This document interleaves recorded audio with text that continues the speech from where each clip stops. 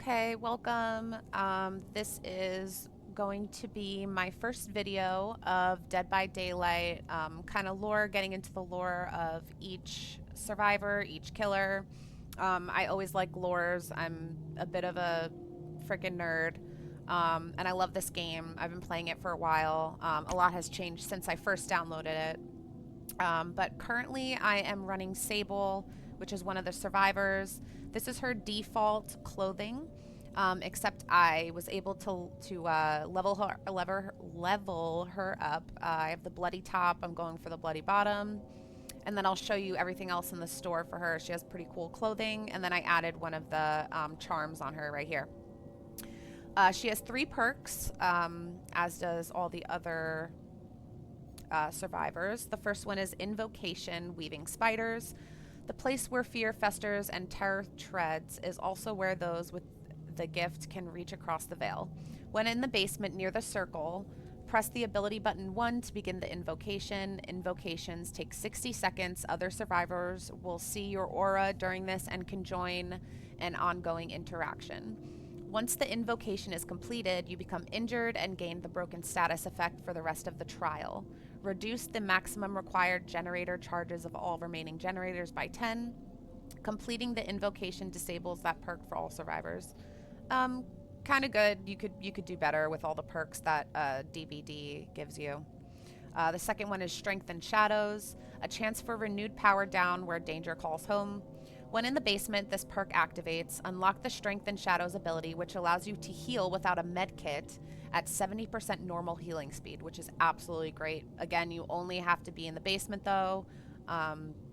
Still, if you find time and can get in the basement to heal if you're injured, that's really great. When you finish heal in the basement, you see the killer's aura for 10 seconds. Another one, pretty good. I definitely suggest this one. The third one is Wicked. They can try to hurt you, but you're not going down so easily. Your self-unhook attempts in the basement always succeed. When you are unhooked or unhook yourself, you see the killer's aura for 20 seconds. I wouldn't really recommend this one. If you want to try it out, go ahead. But again, the killer has to hook you in the basement only for this to work. So her lore starts with Sable figured she had to be adopted. No way she was the progeny, which is like an offspring or child, of her insanely perky mom and her grinning golf-playing frat boy of a dad. Different. They didn't understand the first thing about her. No one in Greenville did, except for Michaela. They were fast friends since 3rd grade. Up until then, Sable had no friends. She wasn't into ponies or dolls or tea parties with teddy bears. She liked bugs, lizards, riding bikes, and dirt-clod fights. Her favorite holiday was Halloween. Same. And Michaela was the only one who didn't think she was crazy when she dyed her hair purple in 8th grade. Sable's mom was furious. Her dad didn't even notice. Michaela went with her to the mall when she got her ears pierced and helped her pick her first tattoo, an occult symbol hidden in a place her parents would never see. Michaela declined to get her own tattoo. She flirted with the dark side, but she didn't live in it, not like Sable. The dark side made sense to Sable, and she reveled in it, partly because it freaked out her parents and teachers, partly because it felt like who she was.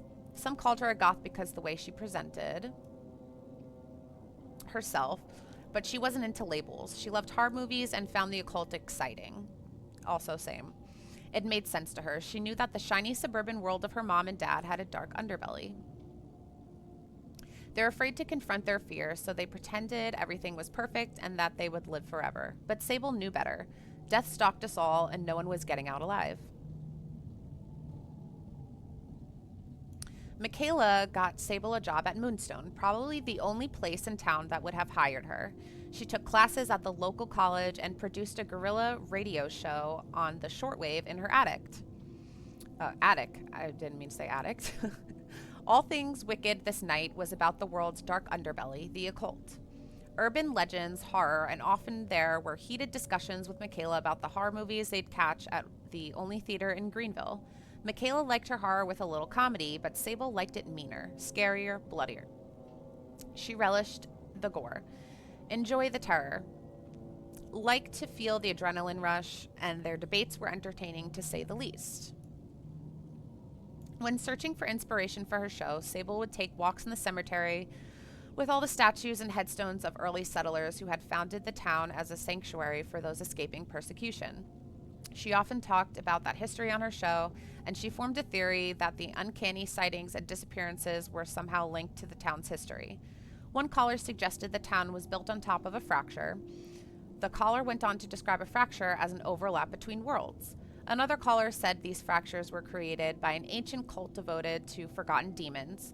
Another caller defined fractures as a cosmic buffet for an elder god that fed on pain, fear, and misery. And one caller even argued that it wasn't a fracture, but the unknown, a mysterious creature that consumed anyone who dared to imagine it. Where the heck am I? All right. All the theories made for fun and inspiring debates, and she loved nothing more than to discuss real-life horror until the horror became personal. One evening, Sable had challenged Michaela to tell a real horror story at Moonstone's annual Halloween festival. Scare the crap out of people. Stop dancing around the horror and embrace it. Tell a story about the unknown. Make them imagine it. Make them believe the unknown will show up on stage. Nothing terrifies an audience more than a show that could potentially kill them. Michaela laughed at the idea and declined the challenge because she was working on another story with her roommate. But a strange black fog had taken Michaela during her performance, and Sable felt the icy hand of guilt grab her by the back of the neck. She was convinced that she had somehow sent Michaela to her doom. Did the unknown take her? Did she try to define the unknown? What about her roommate? Her roommate disappeared as well. But then she realized Michaela's story wasn't about the unknown. It was about something else, another dimension, a dimension filled with terrifying creatures, sadistic killers, and endless horror. This was not the unknown. With this realization, Sable began to investigate other disappearances in Greenville. Before long, she realized most of the disappearances occurred at the theater or somewhere close by. Investigating further, she discovered the theater was built over the ruins of an old one-room schoolhouse that had burned to the ground in the 1920s. Somehow the students couldn't get out and everyone perished in flames. Feeling close to an answer, she continued her research and discovered two teenage brothers had recently disappeared from the theater. Elias and Ellen. Or Elon, sorry, I don't know. The only witness, their younger sister, Ellen, was committed to an institution after ripping her eyes out. Yikes. And so, pretending to be a relative, Sable went to talk to Ellen, who admitted she and her brothers had been trying to steal old movie posters from the storage room behind the movie screen. She then described a secret door in the basement and a passageway that led to another place, a dark place, a cold place, an evil place. Stay away from there, she begged. Stay away. But Sable wasn't about to stay away, not after that story. Determined to see, Michaela again, Sable hitched a ride to the theater and soon found the door behind the movie screen. In the darkness, she jimmied the door open with a crowbar and headed down a creaking wooden stairway to the dank cellar. A light switch activated flickering fluorescent lights that illuminated a room filled with broken theater seats and old movie posters dating back 80 years. She searched the sprawling basement and found a thick wooden door hidden behind a poster of the original Frankenstein. She pushed and shoved the door open to reveal an endless circular stairway descending into perfect darkness. Using a penlight to navigate, she descended for 10 minutes before she noticed the cold black fog rising from the lower depths. The same cold black fog that had taken Michaela. Sable considered running back up the stairs to where she would be safe. But then she thought about the terrifying creatures and the sadistic killers and the endless horror, and she quickly decided she wasn't going to let her best friend have all the fun. So that's her bio, her lore. I'm going to show you in the store all of her customizations if you wanted to buy her outfits. As for all of them, survivors, I don't know about killers. I'll look into that. You can buy, like, let's say I liked this one, I could just buy the top or just buy the bottom or just buy the like headpiece and hair that she has here. So this is the first one, super cute, like a goth devil fairy. I don't know. This one's super cute too. It's like a witch costume. Love that. One of these, cute. The same one in like black and purple. I've seen people in game have this one more than anything. Cute, like a hippie witch kind of thing. This one's like a Victorian goth outfit. Again, cute. This one reminds me of like a goth Tomb Raider outfit. Which actually, when I first downloaded this on my new PC, I haven't played DBD in like probably years, but when I first downloaded this, so many things changed. One of the new survivors, or new to me, is actually a Tomb Raider. I'll go through her survivor bio and perks and everything like that, which is, I think, is awesome. Tomb Raider was, or actually, yeah, actually all the Tomb Raider games except the last one has been like my favorite game since I started gaming. This one, like a vampiress kind of outfit. Other goth clothes.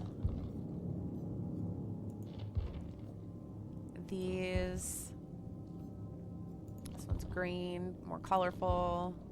Another type of green. These are like her default clothes except different colors. Cute. Maroon one. And then again, this is the default one that I have. So yeah, I'm going to be doing more videos like this on DBD. I main League of Legends as well, and I know League of Legends characters, or they have lores too, so I kind of want to do those videos. So yeah, add me on Twitch, XO Protein Cookie. I go live multiple times a week. I'm growing my channel as of now. And then again, recording these videos. I also have a brand new Discord. I only have a few members now, but I'm looking to grow it. That is called Protein Cookie. In there, we're going to be networking new streamers, older streamers, more established streamers, less established streamers, people rising to affiliate. Also, we're going to be like sharing games that we play, favorite games, and personal gaming goals, like leveling up, stuff like that. And again, networking, and also live notifications.